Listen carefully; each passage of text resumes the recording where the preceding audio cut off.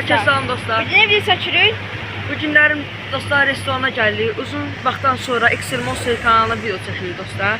O birisi videoda abur cubur denemişdik. Bu günlərim dönər yiyəcəyik dostlar restoranda. Bəli dostlar, dönər yeyəcəyik. Bəli dostlar, necə olduqda sizlərlə biri də bölüşəcək dostlar. Görək. İndi isə gedək.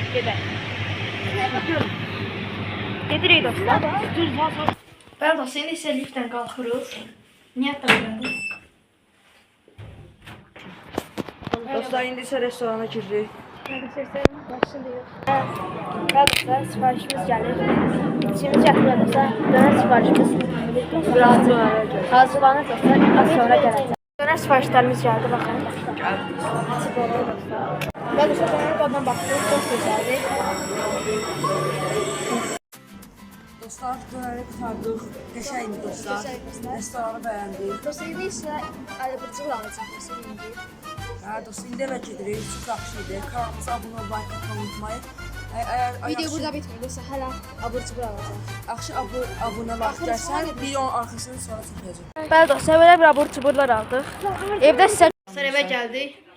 Gəl restorana gəldik və abur cuburlar aldıq dostlar. Bəli, Belə dostlar. bir supariklər aldıq. Və dostlar belə bir şirniyyat aldıq dostlar. Sizcə bunun qiyməti nə qədərdir? Yorumlara yazarsınız. Görüşəndəki kanalımıza abunə olub, Like like atmağı atmağı unutmayın unutmayın. dostlar. Bu günlük bu qədər. Bye bye.